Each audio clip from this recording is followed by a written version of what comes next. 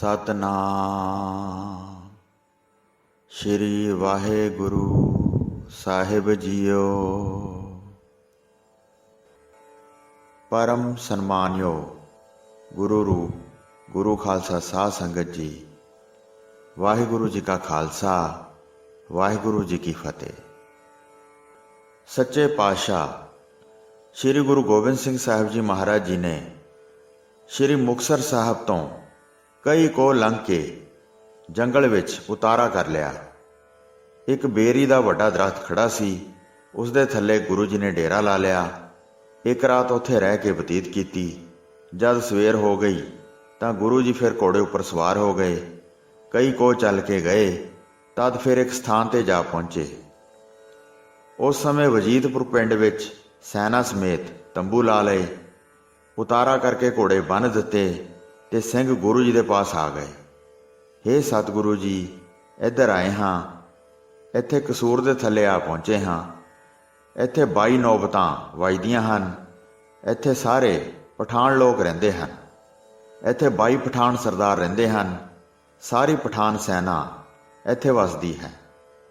ਸਤਿਗੁਰੂ ਜੀ ਨੇ ਮੁਖ ਤੋਂ ਫਰਮਾਇਆ, ਤੁਰਕਾਂ ਦਾ ਤੇਜ ਭਵਿੱਖ ਵਿੱਚ ਦੂਰ ਕਰ ਦਿੱਤਾ ਹੈ।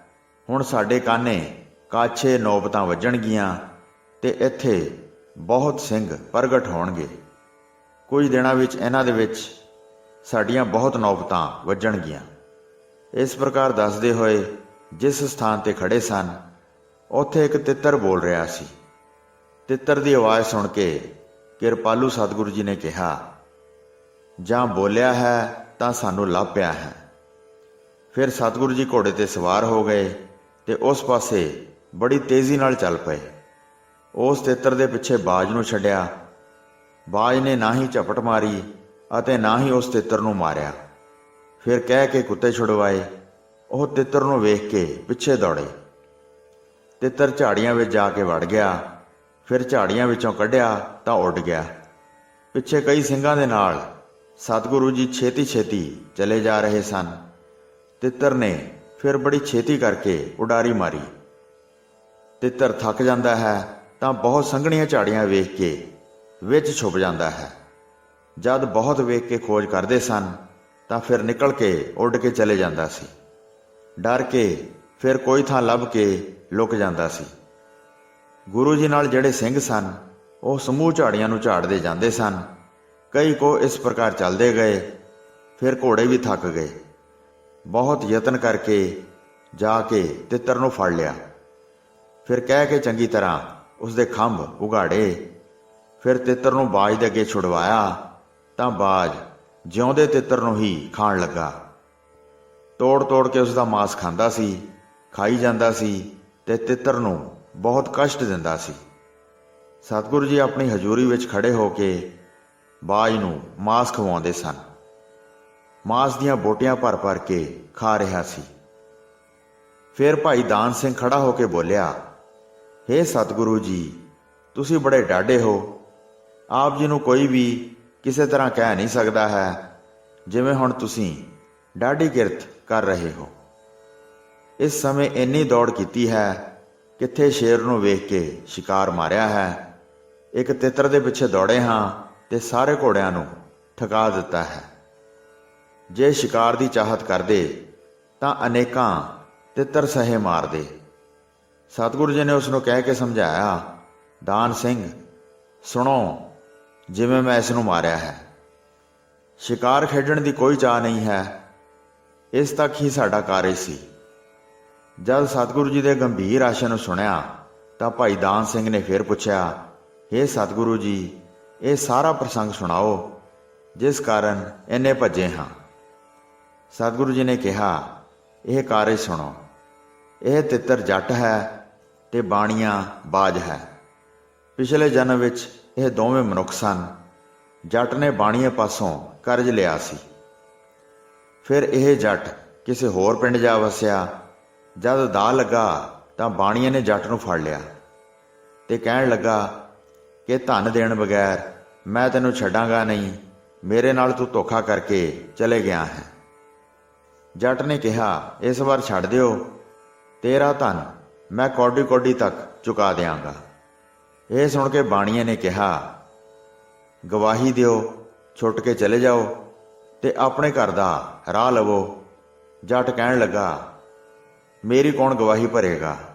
ਗੁਰੂ ਜੀ ਤੋਂ ਬਗੈਰ ਇਸ ਥਾਂ ਹੋਰ ਕਿਸੇ ਨੇ ਮੇਰੀ ਗਵਾਹੀ ਨਹੀਂ ਭਰਨੀ। ਇਹ ਸੁਣ ਕੇ ਬਾਣੀਏ ਨੇ ਕਿਹਾ ਕਿ ਧਰਮ ਰੱਖੋ ਤੇ ਗੁਰੂ ਜੀ ਨੂੰ ਹੀ ਗਵਾਹ ਬਣਾ ਲਓ। ਮੇਰੀ ਗਵਾਹੀ ਦੇ ਕੇ ਜੱਟ ਛੁੱਟ ਗਿਆ, ਧਨ ਨਹੀਂ ਦਿੱਤਾ, ਫਿਰ ਉਸ ਦੀ ਮੌਤ ਹੋ ਗਈ। ਇਸ ਬਾਜ ਨੂੰ ਪਿਛਲੇ ਜਨਮ ਦਾ ਗਿਆਨ ਹੋ ਗਿਆ ਹੈ। ਜਦ ਸਾਡੇ ਹੱਥ ਨੂੰ ਛੋਹ ਕੇ ਗਿਆ ਸੀ, ਇਸ ਕਰਕੇ ਇਸ ਨੇ ਜਾ ਕੇ ਤਿੱਤਰ ਨੂੰ ਨਹੀਂ ਮਾਰਿਆ। ਇਸ ਨੇ ਹਿਰਦੇ ਵਿੱਚ ਧਾਰਨ ਕੀਤਾ ਕਿ ਗਵਾਹ ਪਾਸੋਂ ਜਾ ਕੇ ਹਿਸਾਬ ਕਿਤਾਬ ਲਵੇਗਾ। ਹੁਣ ਅਸੀਂ ਆਪਣੀ ਗਵਾਹੀ ਲਾ ਦਿੱਤੀ ਹੈ, ਜਿਉਂਦਾ ਹੀ ਫੜ ਕੇ ਦਿੱਤਾ ਹੈ ਤੇ ਹੁਣ ਵੱਢ ਖਾਂਦਾ ਹੈ। ਇਹ ਸੁਣ ਕੇ ਭਾਈ ਦਾਨ ਸਿੰਘ ਨੇ ਹੱਥ ਜੋੜੇ ਤੇ ਸਤਿਗੁਰੂ ਜੀ ਦੇ ਚਰਨ ਵੇਖ ਕੇ ਉਹਨਾਂ ਉੱਪਰ ਢਹਿ ਪਿਆ। ਫਿਰ ਸਾਹਮਣੇ ਹੋ ਕੇ ਬੋਲਿਆ, ਹੇ ਸਤਿਗੁਰੂ ਜੀ, ਮੈਂ ਭੁੱਲ ਗਿਆ ਸੀ, ਮੈਨੂੰ ਆਪਣੀ ਆਗਿਆ ਅਨੁਸਾਰ ਦਾਸ ਜਾਣ ਕੇ ਬਖਸ਼ ਲਓ। ਸਤਿਗੁਰੂ ਜੀ ਨੇ ਕਿਹਾ, ਦਾਨ ਸਿੰਘ, ਕਿਉਂ ਚਿੰਤਾ ਕਰਦਾ ਹੈ? ਉੱਤਰ ਹੀ ਤਾਂ ਤੂੰ ਪੁੱਛਿਆ ਸੀ। ਦਾਨ ਸਿੰਘ ਨੇ ਫਿਰ ਮੱਥਾ ਟੇਕਿਆ, ਤੁਹਾਡੀ ਇੱਕੋ ਇੱਕ ਖੁਸ਼ੀ ਚਾਹੁੰਦਾ ਹਾਂ। ਉੱਥੇ ਘੋੜਿਆਂ ਉੱਪਰ ਸਵਾਰ ਹੋ ਕੇ ਆਪਣੇ ਡੇਰੇ ਪਹੁੰਚ ਗਏ ਤੇ ਉਸ ਸਮੇਂ ਜਾ ਕੇ ਖਾਣ ਪਾਣ ਕੀਤਾ। ਰਾਤ ਬਤੀਤ ਕਰਕੇ ਸਤਿਗੁਰੂ ਜੀ ਨੇ ਸੌਚ ਇਸ਼ਨਾਨ ਕੀਤਾ। ਫਿਰ ਘੋੜਿਆਂ ਉੱਪਰ ਕਾਠੀਆਂ ਪਾ ਕੇ ਸਵਾਰ ਹੋ ਕੇ ਉੱਥੋਂ ਅੱਗੇ ਚੱਲ ਪਏ। ਸਾਧ ਸੰਗਤ ਜੀ, ਪਿਛਲੇ ਪ੍ਰਸੰਗ ਵਿੱਚ ਆਪਾਂ ਸਰਵਣ ਕੀਤਾ ਸੀ ਕਿ ਗੁਰੂ ਜੀ ਨੇ ਕਿਸ ਤਰ੍ਹਾਂ ਇੱਕ ਤਿੱਤਰ ਅਤੇ ਬਾਜ ਦਾ ਉਧਾਰ ਕੀਤਾ। ਉਸ ਥਾਂ ਤੋਂ ਇਸ ਪ੍ਰਕਾਰ ਸਤਿਗੁਰੂ ਜੀ ਵਿਚਰਦੇ ਹੋਏ ਤੁਰ ਕੇ ਆਏ ਤੇ ਸ੍ਰੀ ਮੁਕਤਸਰ ਸਾਹਿਬ ਪਹੁੰਚ ਕੇ ਫਿਰ ਡੇਰੇ ਲਾਏ। ਸਤਿਗੁਰੂ ਜੀ ਕਹਿਣ ਲੱਗੇ ਕਿ ਭਵਿੱਖ ਵਿੱਚ ਇਹ ਸਥਾਨ ਇੱਕ ਵੱਡਾ ਤੀਰਥ ਹੋਵੇਗਾ ਤੇ ਜਿਹੜਾ ਵੀ ਸਿੱਖ ਇਸ ਸਰੋਵਰ ਵਿੱਚ ਇਸ਼ਨਾਨ ਕਰੇਗਾ ਉਹ ਮੂੰਹ ਮੰਗਿਆ ਫਲ ਪ੍ਰਾਪਤ ਕਰੇਗਾ। ਫਿਰ ਖਾਣ ਪਾਨ ਕਰਕੇ ਉੱਥੇ ਰਾਤ ਬਤੀਤ ਕੀਤੀ ਤੇ ਫਿਰ ਸੌਚ ਇਸ਼ਨਾਨ ਕਰਕੇ ਅੱਗੇ ਚੜ੍ਹਾਈ ਕਰ ਦਿੱਤੀ। ਉੱਚੇ ਸਥਾਨ ਤੇ ਇੱਕ ਘੋਗੜ ਨੂੰ ਵੇਖਿਆ ਤੇ ਤੀਰ ਮਾਰ ਕੇ ਉਸ ਨੂੰ ਮਾਰ ਕੇ ਡੇਗ ਲਿਆ। ਤਦ ਭਾਈ ਜੋਰਾ ਸਿੰਘ ਪਾਸ ਖੜਾ ਸੀ। ਉਸਨੇ ਕਿਹਾ, ਸਤਿਗੁਰੂ ਜੀ, ਇਸ ਘੋਗੜ ਨੂੰ ਮਾਰ ਦਿੱਤਾ ਹੈ।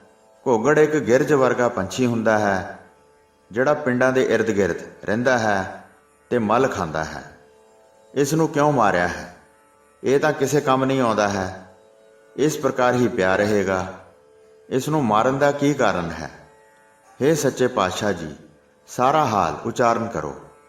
ਸਤਿਗੁਰੂ ਜੀ ਨੇ ਆਪਣੇ ਮੁਖ ਤੋਂ ਕਹਿ ਕੇ ਸਮਝਾਇਆ ਕਿ ਜਿਹੜਾ ਪਿਛਲੇ ਜਨਮ ਵਿੱਚ ਆਪਣੀ ਸੈਨਾ ਸਮੇਤ ਰਾਜਾ ਸੀ, ਉਸਨੇ ਘੋਗੜ ਦਾ ਸਰੀਰ ਧਾਰਨ ਕੀਤਾ ਸੀ। ਇੱਕ ਗਰੀਬ ਸਿੱਖ ਇਸ ਦੀ ਪਰਜਾ ਸੀ। ਉਸ ਸਿੱਖ ਨੇ ਇੱਥੇ ਰਹਿ ਕੇ ਕਾਫੀ ਸਮਾਂ ਬਤੀਤ ਕੀਤਾ। ਇੱਕ ਦਿਨ ਸਿੱਖ ਦੇ ਮਨ ਵਿੱਚ ਇਸ ਤਰ੍ਹਾਂ ਆਇਆ, ਉਹ ਗੁਰੂ ਜੀ ਵਾਸਤੇ ਭੋਜਨ ਤਿਆਰ ਕਰਨਾ ਚਾਹੁੰਦਾ ਸੀ। ਉਸਨੇ ਸਭ ਪ੍ਰਕਾਰ ਨਾਲ ਭੋਜਨ ਤਿਆਰ ਕਰਵਾਇਆ।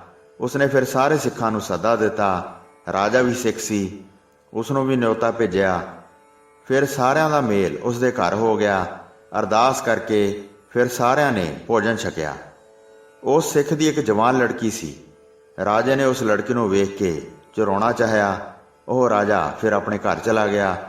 ਜਦ ਰਾਤ ਪਈ ਤਾਂ ਰਾਜੇ ਨੇ ਆਪਣੇ ਬੰਦੇ ਭੇਜ ਕੇ ਉਸ ਲੜਕੀ ਨੂੰ ਮੰਗਵਾਇਆ। ਸਿੱਖ ਨੇ ਰਾਜੇ ਦੀ ਖੋਟੀ ਬੁੱਧੀ ਨੂੰ ਸਮਝਿਆ, ਬਹੁਤ ਦੁਖੀ ਹੋਇਆ, ਪਰ ਕੁਝ ਵੀ ਵਸ ਨਹੀਂ ਸੀ ਚੱਲਦਾ। ਪਿਤਾ ਜੀ ਨੂੰ ਵੇਖ ਕੇ ਪੁੱਤਰੀ ਕਹਿਣ ਲੱਗੀ, ਕਿਉਂ ਫਜ਼ੂਲ ਵਿੱਚ ਇੰਨੇ ਦੁਖੀ ਹੁੰਦੇ ਹੋ? ਮੇਰੇ ਨਾਲ ਰਾਜੇ ਦੇ ਪਾਸ ਚਲੋ, ਸਾਡਾ ਗੁਰੂ ਸੁਖੀ ਕਰੇਗਾ। ਕਿਸੇ ਪ੍ਰਕਾਰ ਦੀ ਚਿੰਤਾ ਨਾ ਕਰੋ।